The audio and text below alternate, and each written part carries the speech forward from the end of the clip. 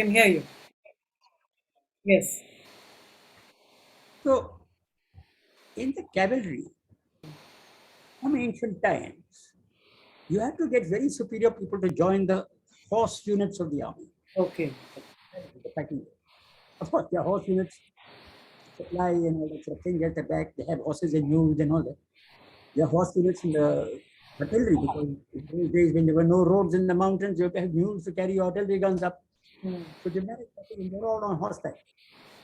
And at times, even the infantry is on horseback because you have to move fast to certain places. You can mount infantry units on horseback and make them. The horse was a means of transport, which is now being done by motor transport. But in the old days, there were things about joining the cavalry from ancient times. It was the largest target on the battlefield. The man on the ground is a smaller target. Then fought. Those arrows, spears, or now bullets flying, he can lie down on the ground. He disappears from sight. It is a mound on the earth, and you lie down behind it, the enemy can't hit you. But if you're on a horseback, you cannot dismount. See? So you're an upstanding, tall target, 8 feet tall. So nobody wants to join the cavalry. Now, the tanks. Why? Because it's the biggest target on the battlefield. Even an infantryman with a small gun can knock you off. Right. Right.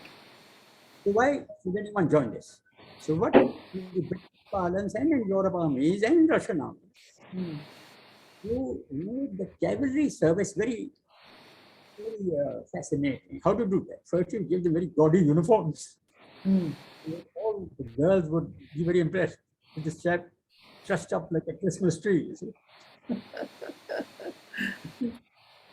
Then you made him feel that he's superior. Now, what's being superior or not being superior? When you superior, people feel inferior. There's no objection to feeling superior. I mean, I'll give you a couplet, which is from Farsi actually, but translated by my dad. कुदरत ने इसकी किस्मत में गरीबी जो लिखी, कुदरत is fate. Kismat is it's a particularly. Right. Kudrat is nature, if you like, right? Kudrat में इसकी किस्मत में गरीबी जो लिखी, is poverty in his fate. Majaz इसका शहंशाह बना Majaz feeling to be like that is a king. If you have a beggar in the street, he's and groaning because he's a beggar in the street. He has to.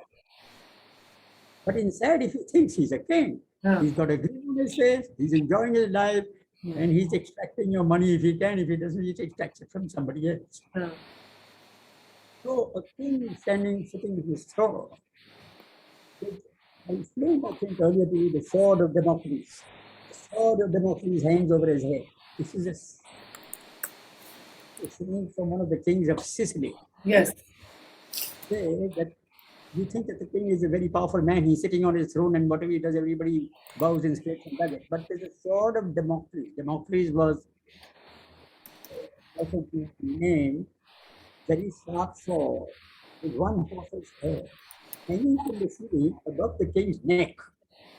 Should he make any decision which is incorrect, the sword will fall because of the revolution that takes place amongst his people. Right. And cut his head.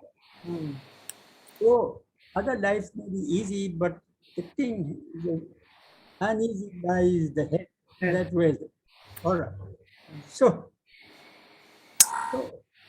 Majaz uska Shahinshah. That means the cavalry officer was made to feel superior.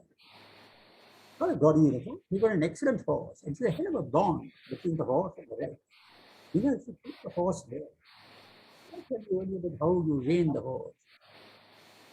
In the cavalry, when one of our officers gets married, you have to ride the filly. You have to learn how to ride. I mean, when you ride a horse, you have to have a very good saddle. You don't get thrown off easily. You have the grip of the knees and you don't get thrown off even if the horse acts a little funny. So when you ride the filly, you keep a loose rein. You reins. I told you once with the bit, Yeah. Imagine Yes. you come in the horse's Yeah. feet, got a long face, Correct. right? You put nothing molars in front. Then he's Yeah. got the 10 feet to cut the grass. Then he's got a Correct. gap about 4 inches. And then he's got the grinding teeth at the back. So these things, because the portion of the lips on either side, the iron bit is passing through. You Correct. pull the rein, it cuts into it. Yes, this is the way what to do because he's getting hurt. But time comes when they fed up of you and the pain in his mouth, and he opens his big mouth and the bit gets rides up onto his molars. Right. And after that, you got no control over it. Right. So our officer, when they marry the lady, keep the least rein. Let she go wherever she wants. Let her do whatever she wants. You're with her, stay with her. Don't get thrown out. The cavalry officer is given a lot of personal, pride. Okay. His horse, the way he runs his battle, and the fact that he stands tall on the battlefield and perhaps is the first man to be died, to be killed. No harm in that, right? He kills the others before he goes. He hopes to take 2, 3 before he goes himself. So, with that attitude, nowadays, when there are tanks and all that, you go to all these institutions where everybody is running around with an urgent expression on his face, a hangdog expression on his face, pile of stuff here and rushing from point A to point B. Take it easy. Control departments. Do again, but on the quiet, got study. But when nobody can see you, and you also use the timing in such a way that you get your hours of sleep, whatever it is, morning or evening or night. Another point about prayer, you have to be like a duck in water. Have you seen a duck in water? Yeah. All try to puff this duck. Yeah. Stop, hurry up. It has to be serene and cool on the surface of it. Underneath the water, but you can't see his. That's very fast. You can go in seconds from one end of the pool to the other to get away from you, right? You have to be serene and cool like a duck to outward appearances and paddle like hell underneath. Never give the impression that you're a very hard-working chap. Uh, A very hard-working chap should not go very high in life. Because you're good for staff work, you're good for helping others. You're not good for command. Command, you have to be humorous. You have to see the brighter side of life. And you have to have the supreme self-confidence to hear what everyone has to say, yet decide whether they like it or not, what you have to do after hearing them. You can give those instructions. So once you give the orders, everybody has to follow that, right or wrong. And then if it goes right, you're marvelous. If it doesn't go right, then you bear the brunt for it. right. Right? Okay. So 1962 war took place, and we were very horrified to see that Sam Mamitro was posted out. Oh. Now, 10 months of this course, it was reduced from 10 months to 7 months. So the number of tutorials were cut down. And Sam, our beloved commander, used to teach us so much because he was always laughing and joking and so super self-confident. Okay. Take away, gave him your full trust. So we had the disaster in the north. And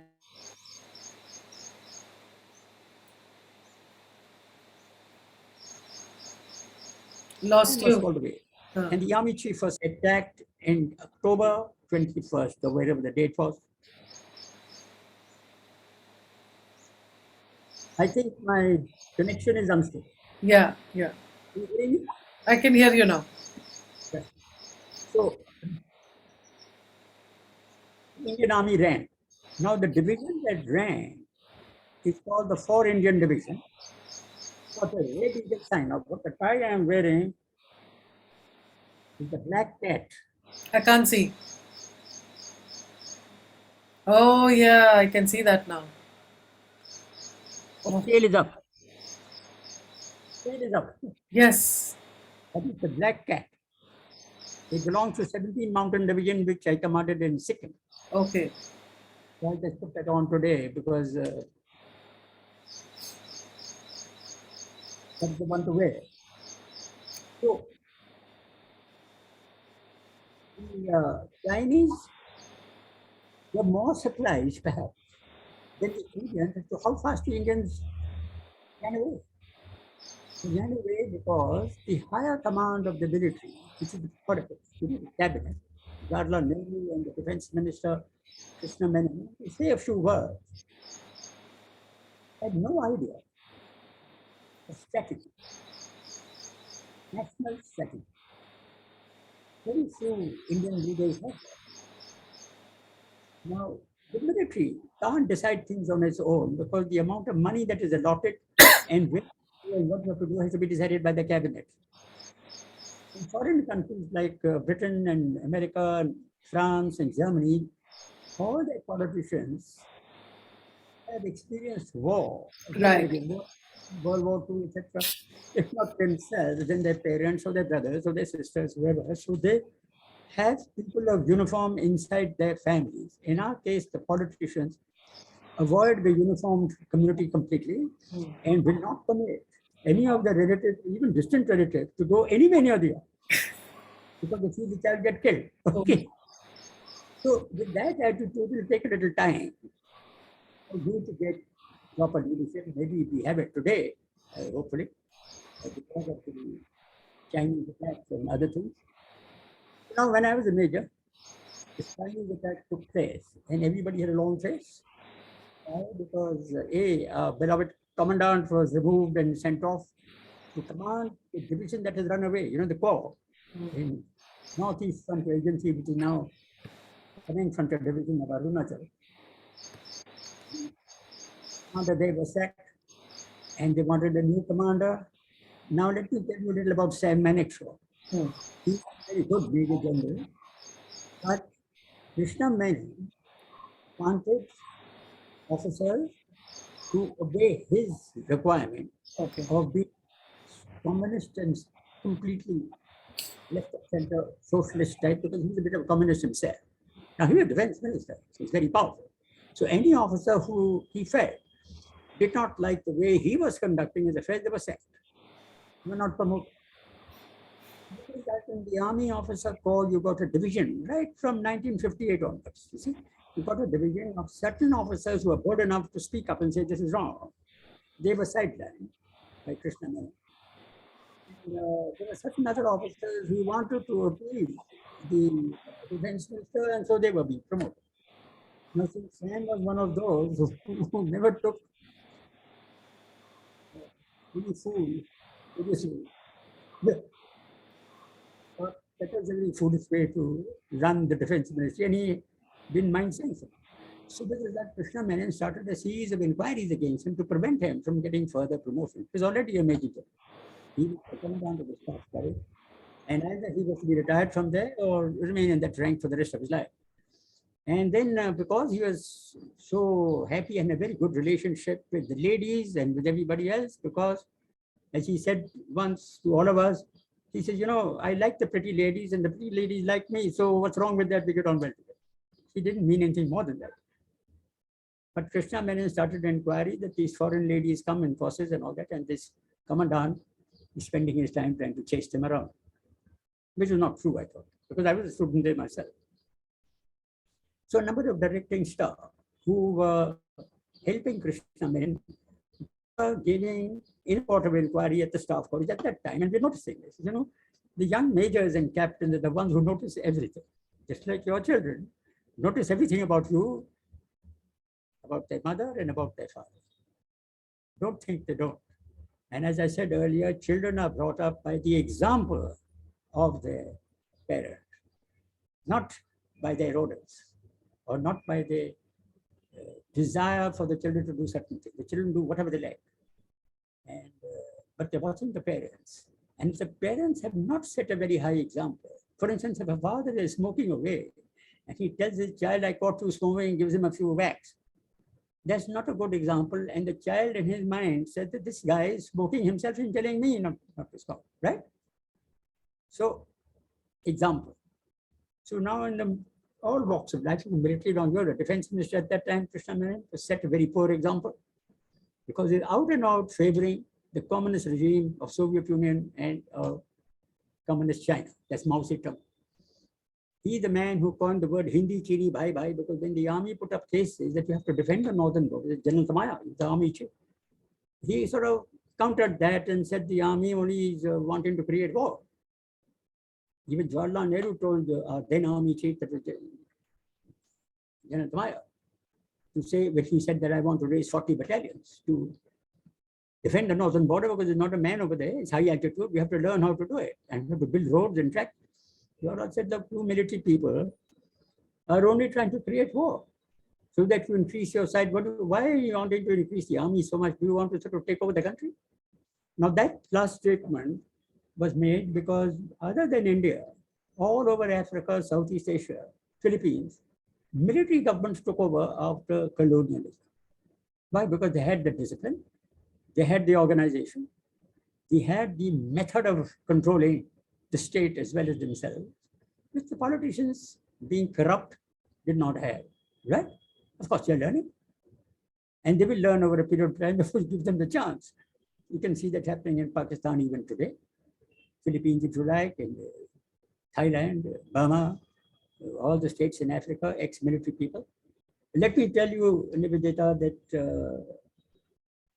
up to World War I or so, all countries were run by military officers. The kings were military commanders. But even as a king, when you're a military commander, you realize that when you're a king or when you're the boss, you still have to manage affairs of state, which is not necessarily in your experience. Education, political development. See, how to control masses of public who don't agree with what you're doing. Pays and accounts, the financial system, you see. And the defense of the borders, yes, but also the development of the people. Because unless people develop and have education and have medical cover, there's going to be agitations and you may not be able to control those agitations. There's no point in being a ruler who's murdering his population all the time. So kings realize that they have to have wise human beings who are expert in their line of work to come together to run the government. Even military rulers and dictators have always had cabinets which comprise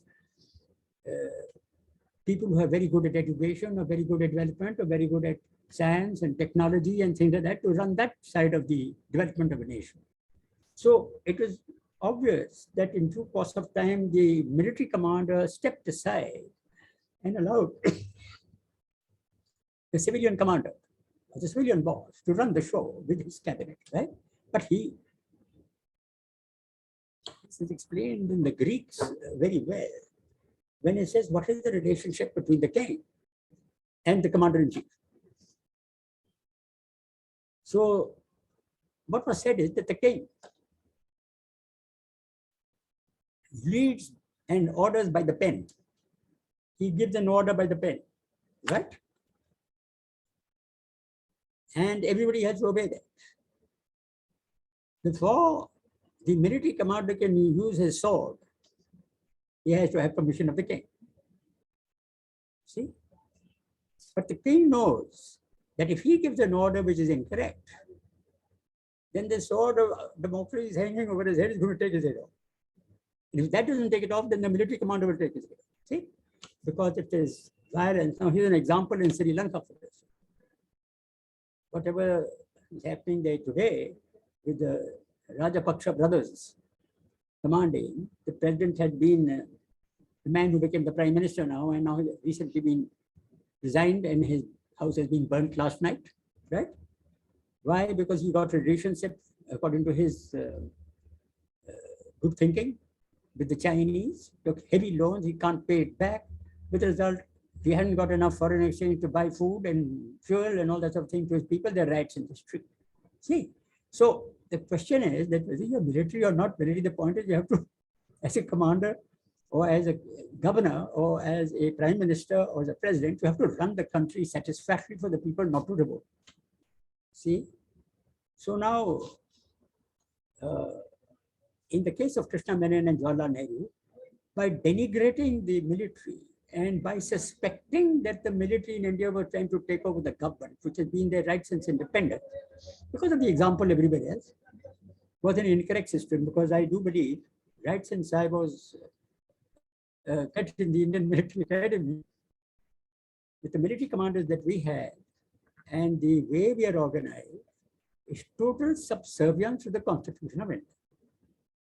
The governments come and go, but we have to be subservient to the Constitution of India. That's right. And if we don't like a particular order, we refer it to the judges of the constitutional courts in at the highest level. It's not necessary that we take every order. We assess every single order to see whether it is legal or not legal. Because there are many politicians who are criminal by nature, and they want to improve their own chances, of the chances of their family or of their party, by certain lines of action where the military may be asked to fire against their own people, Right. which has been quite often under the previous governments. But you will notice that I think there are more wiser governments at the moment who realize the necessity to take the views of everybody before giving an oath. Right? Senior people are not servants. Right. They're not like a chaprasi in the house or a guard in the house. Oh, you go and do this, you go and do that. No, sir. They're highly educated, and we have the benefit of the country at heart, and we can assess whether what is being ordered is good for the people or not good for the people. We learn that from a very young age, because this country of ours has a lot of problems. Northeast problems, the revolution of the Nagas and the Mizos, the insurgencies, the terrorism, but all the people have got a point of view for why they are getting into that situation. So in the staff college, we were trying to assess why the Chinese attacked in 1962 and why the country ran. When the army runs, the country runs. And when the army runs, the civil government starts falling, right? Defense minister had to resign. Jawaharlal, after 2 years, died, an unhappy man, a miserable man, he died. And new thing came. Otherwise, if you recollect in Jawaharlal Nehru's time, the whole world used to say, after Nehru, who? He was such a colossus as far as the international scene was concerned. But when they said, when he dies, what will happen to India?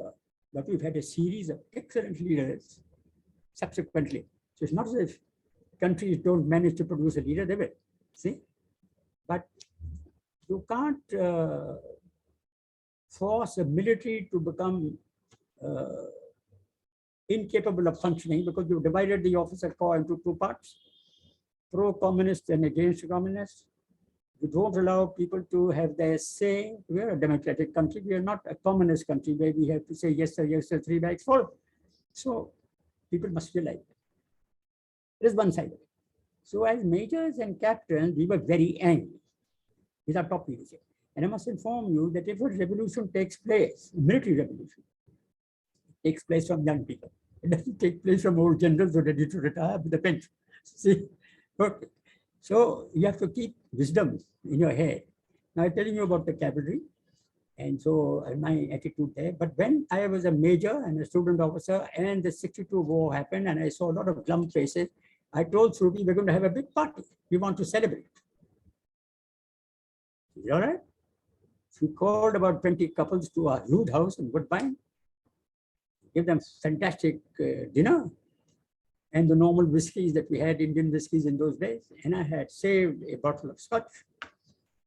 I even called Colonel S.P. Malhotra, Smokey Malhotra, who was the senior directing staff in the Fulkana, later became an army commander. He's a good friend of mine from the academy.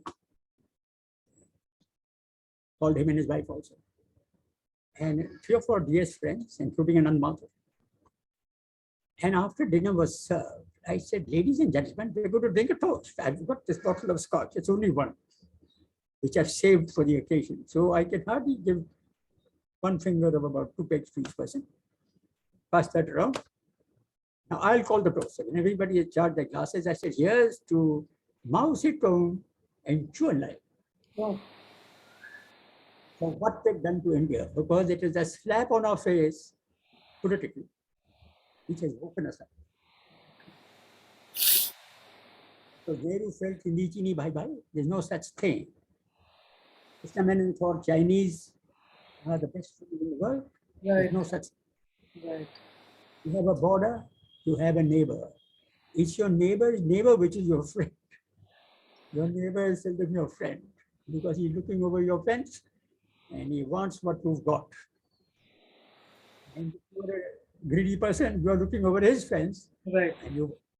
When I quote the 10 Commandments that Baba Musa, the great Moses, in the Old Testament of the Bible, one of the 10 Commandments says, "Thou shalt love thy enemy as thyself." Hmm. Thou shalt love thy enemy as thyself. In India, you say Vasudevai Kutumbakum. That's from our ancient Sanskrit, that every person in the world is your personal family. Yeah. This is a relation. See? Now look at the hate campaign that has been engineered by the West against Russia and Putin. Hate. I told you earlier about the World War II, where people were made to hate the Japanese because they were the ones who had conquered Burma, right? And we had to defend against them. The Western world believes that you have to hate the enemy before the soldier is motivated to kill him. Right. Why? Yeah. So the soldiers going into other people's, British soldiers come and fight in other people's country. They're not defending their own land. Right. Russia has defended its own land, right? Germany has defended its own land. France has defended its own land, but neither America nor Britain has defended their own land. So what is this hate campaign? And after World War II was over, and the Americans spent so much money and all that to try and build up Japan against because they got concerned with China and Russia after that. Became such good friends. So how can the nation that you hated now become a beloved friend? So the point at issue is, never should there be any hate. I don't know if I told you earlier sometime that when we deal with the Pakistanis in so many wars we fought, Yeah. we did with great respect. We Yeah. respect army, a very good army, they're as good as. Right. Yes, 93,000 prisoners because they laid down their arms and knew that we are going to treat them very well. We don't hate them. We respect them and we feel sad for them when politically something has gone wrong, right? They have to learn that. They'll mature in due course. It'll take some years, but they will mature. So same with the Chinese. Nobody lasts forever. Hope they mature. They are an ancient civilization as old as ours. Right. So I had set a toast to Mao Zedong and Zhou Enlai because they attacked India in a great form for infantry division, the best formation of the Indian army. They ran not only because the Chinese surprised them, but because the senior commanders, listening to Nehru and Krishna Menon's instructions, did make them stand and fight. Hindi chini bhai bhai hai. They ran. Because if you're not, they had a very good officer called Brigadier Hoshar Singh. He was an instructor in the IMA. When I was talking to you about the Indian Military Academy, I told you about Srikant Kurla, Yes. top of. He had BSOMC, very high ranks, like NVC, VC, VRC. And I said this other officer, I forgot his name at that time, his name was Brigadier Hoshar Singh, who then Lieutenant Colonel Hoshar Singh. He comes from the ranks. He had IOM, IDSM. In the war, we had been in the ranks. He got the highest award that a soldier can get from the British government at that time, called the Indian Order of Merit and the Indian Defense Services Medal. IOM, IDSM he had. He spoke impeccable English. He was a first-class officer and he taught us so well. I remember his lessons till today.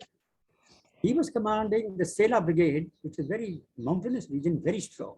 He was ordered by his general to vacate and come back. He said, why? I'm defending this position. I'm very well organized. Right. He said, these are the orders right from the top. In other words, Nivedita, how do I explain this to you? When you are in a responsible position and you get an idiotic order, idiotic in your mind, you have to have the art of disobeying that order without that guy knowing that you're disciplined. You say, yes, sir, 3 bags full there, but to do what you think is right. Okay? I used to teach that when I was a lieutenant general and I was commandant of the college of combat. I had now the Army War College. I had assistant colonels who had commanded units coming who was sweating to become brigadiers, right? So 1 year's course at that level. We were teaching them up to major general and lieutenant general's command. That's their own. They'd already commanded a battalion. So how to command a brigade, how to command a division, how to command what sort of work. We're putting them through actual tactical exercises without troops. And even playing war games on our borders as to how to deal with a Chinese attack or a Pakistani attack or a combined attack. And they did very well. Because the staff college and these instructional courses teach you one thing. You may be posed with a problem which you've never seen the likes of in your life. Yeah. So they teach you, don't lose your heart. Okay. There is a method of tackling every single problem in the world. That means, firstly, you take a few deep breaths and calm your mind. Allow this, your intellect, which is God-given quality, to fun. Come to your own ideas as to how that problem has to be tackled logically. Like Frederick the Great said, what is the aim here? Then what are the methods of achieving this aim? Right. Therefore, how many techniques of courses that I have to attack this problem? Then decide which is the best course. Every course has a good point and bad points. Right. You have to have the touch to accept failure, because failure is the one that leads to success, isn't it? How many failures have you had in your life, or I have had in my life? They're legal. People think you're very successful all the time. No, sir. There are a large number of failures that teach you so many things. Therefore, you have to work out. And since our government at that time was stuck with this strategic imbalance in their heads, Chow En-lai and Mao Zedong attacked in 1962. This was the same time of the Cuba missile crisis. Now, I don't know if you know about it. 1962, Khrushchev was the president of the Soviet Union, and John Kennedy was the president of America. The same thing that will happen in Ukraine today, no matter what you hear, the idiotic news from the press, which is all lies, whatever you hear. At that time also, the question was to keep moving NATO, North Atlantic Treaty Organization, which is a military organization run by the United States, Right. their weapons, their nuclear weapons, and you bring all the states of Europe together because America must fight its war in Europe, not allow anyone to come anywhere near the coast of America, right? So you have to have NATO, and you selected Russia or earlier Soviet Union as your enemy. So you keep moving NATO further and further eastwards to put your anti-nuclear missile radars more forward and put your troops more forward so that you get warning in case the then Soviet Union will start firing its missiles. So you get enough warning in America to answer that, right? But Khrushchev said that this is my backyard. Ukraine was part of Russia at that time. Right. But they came into Poland, they came into Romania, and they came into, East Germany after, or before that, not East Germany, but the border of East Germany, border of Hungary, putting nuclear weapons and radars closer. And Khrushchev said, you are bringing your nuclear weapons closer and closer to my border. I don't accept that. How would you like if I put the nuclear weapon in your backyard? President John Kennedy couldn't understand this. He moved the propeller of nuclear-bearing warships with nuclear missiles to go to Cuba and put nuclear missiles there, because Cuba is a communist country. So Cuba, Fidel Castro at that time agreed, yes, please bring the nuclear weapons, I'll sort these Americans up. So President Kennedy said, nothing doing, I won't allow them here. So he produced his nuclear ships and fleet and submarines to stop this armada from reaching Cuba when they came into the waters, or the boundary waters of the United States. I can tell you at that time, since I've been studying all this since I was a kid, they had their strato cruisers and bombers up in the air with nuclear weapons to fire at the Soviet Union and destroy. And Soviet Union had all their missiles ready, one touch. one press of the button and the flag, and you would have this Holocaust, which would have easily destroyed the world, right? Till Khrushchev picked up the red phone and spoke to Jack Kennedy and said, "Look here, you really want this? It's touch and go now. Hmm. Yes, I will be destroyed, but so will you. Mutual assured destruction. That's called MAD, MAD. Mutual assured destruction. Both sides are mad. Hopefully, you and I will be safe. Okay. So, Kennedy agreed. He said, let's halt. So, both halted it. Russia gave orders for his submarines and ships to come back. Jack Kennedy ordered all his people. But the lesson was learned that you don't provoke Right. the opposition. So, what is Mr. Biden doing now? I'm speaking frankly. Because the world is at present, we have got no tact here. Call a spade, right?